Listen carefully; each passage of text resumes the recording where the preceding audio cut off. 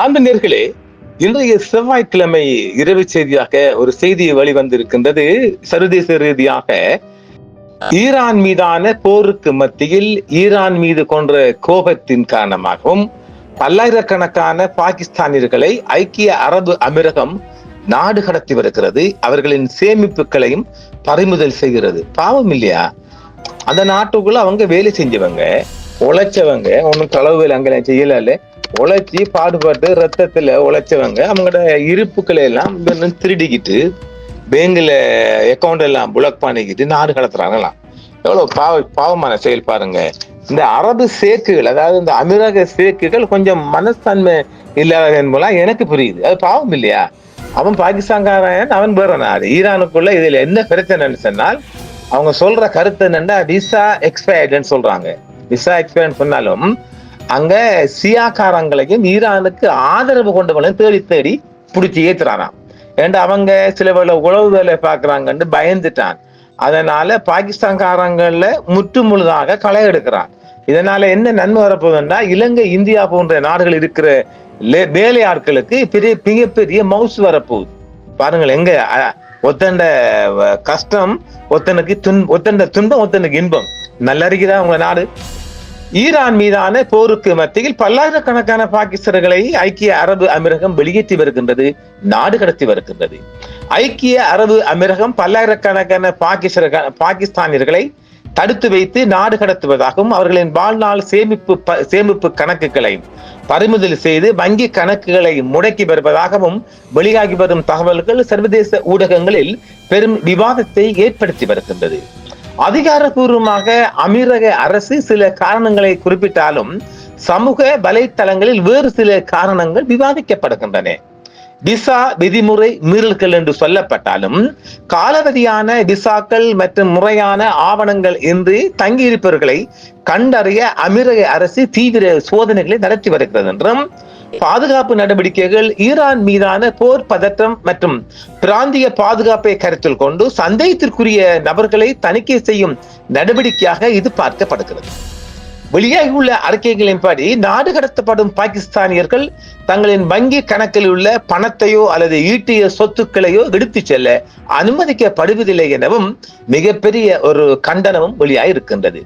பலர் பல தசாப்தங்களாக 30-40 ஆண்டுகளாக அமீரகத்தில் உழைத்து சேர்த்த பணம் எவ்வித முன்னறிவிப்பின்றி முடக்கப்படுவதாக கூறப்படுகிறது.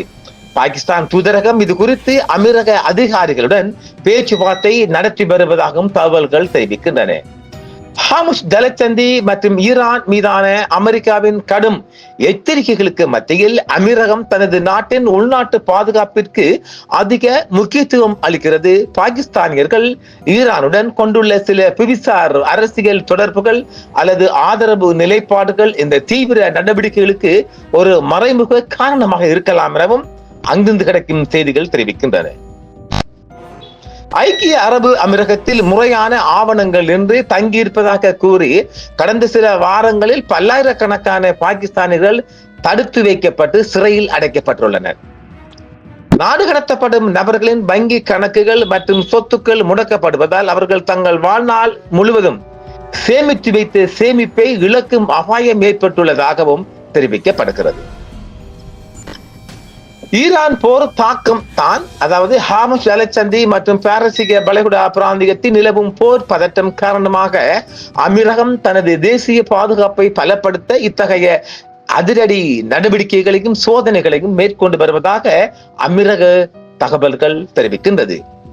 பாகிஸ்தான் அரசு பாதிக்கப்பட்ட பாகிஸ்தானிகளுக்கு உதவுவதற்காக அந்நாட்டு தூதரகம் அமீரக அதிகாரிகளுடன் அவசர பேச்சுவார்த்தையில் ஈடுபட்டு வருகின்றது.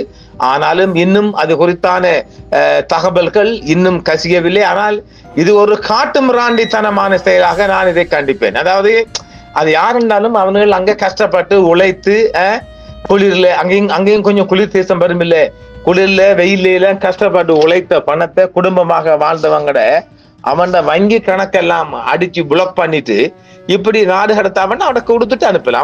அவன் காரு கிடக்குது, வீடு கிடக்குது, சொத்துக்கள், ஏகப்பட்ட வர்த்தக களங்கள் இப்படி விடயங்கள் இருக்குது. இவன் கொள்ளை அடிக்கத்துல 1ஆம் நம்பர்காரங்க யாரு? இந்த துபாய் சேர்க்கிருக்கானுங்கல்ல, இந்த சேக்குகள் ஏற்கனவே இந்த சூடான்காரங்கட பணத்தை எல்லாம் அவன தங்கத்தில் அள்ளி கொண்டு போட்டு கள்ளப்பயல்கள். 90ஆம் ஆண்டு மிகப்பெரிய வறிய நாடா இருந்த சேக்கு நாடு தான் இது.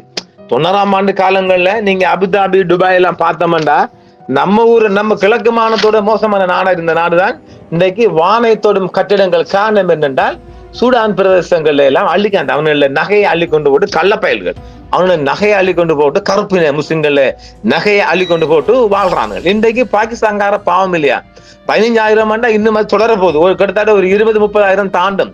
அவனோட உழைப்பங்க, அவனோட பாவம், அவனோட புள்ள குட்டி குடும்பங்கள் பாவம் இல்லையா. இந்த கர்மத்தில இவன் சுமக்கான் பாருங்க, இது ரொம்ப கொடுமைங்க. இதை வன்மையா உலகம் கண்டிக்கணும். அவனை நீ நாட்டை விட்டு ஏத்துற, அது ஒன்றை பிரச்சனை, அது சட்டம் ரூல்ஸ் ஓகே. பட் அவன் சொத்துக்களை கூடண்டா, அவனோட பணத்தை கூடண்டா, அவனோட சொத்துக்கள் ப்ராப்பர்ட்டி எல்லாம் பாவம் இல்லையா. இது எந்த ஒரு நியாயம்டா? தொப்பி சாடி தும்பு கட்டுகளே பாவண்டா இதெல்லாம். இதுக்கு வேற சேர்க்கம் பாரு, உங்களையெல்லாம் கண்டா ரோட்டுல காரு சட்டுன்னு துப்பணும் இல்லை. எதாவது கொடுமை இல்லையா. இங்க இந்த நாட்டில் அங்கெல்லாம் தொழிலாளிகள் பணக்காரன் கிடையாது, ஏழை எளிய வறியவன்கள் தான். பணக்காரங்க ஒண்ட வீட்டுல வாழ போறான், வேலைக்காரன் தான். ஏழை எளிய மக்கள் வந்த இடங்கள் இந்த மாதிரி ஒரு ஒரு ஒரு காட்டு மிராண்டித்தனமான இது கொள்ளை, பகல் கொள்ளை. நீ பயத்துல நீ ஈரானோட ஈரான் நாட்டோட மோத உனக்கு வக்கு இல்லை, அவனால ஏல. அதனாலதான் நீ இந்த யுக்ரைன் காரனை கூட்டிக் கொண்டு நாட்டுக்குள்ள வச்சிருக்கிறாய். அவங்களால முடியுமா?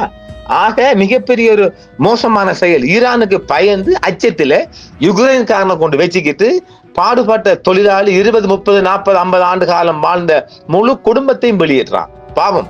இந்த கர்மத்தை எல்லாம் இறைவன் இதுக்கு ஒரு கணக்கு தீர்க்கணும் என்று சொல்லி மிகப்பெரிய ஒரு அநியாயத்தை நாமளும் கண்டனம் தெரிவித்தோம் என்ற ஒரு ஆத்ம சாதியுடன் மீண்டும் மற்றொரு காணொளியில் சந்திப்போம்.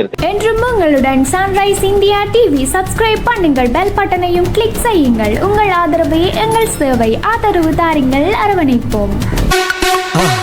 மறக்காம சர்ப்ரைஸ் பண்ணுங்க. தேங்க்யூ.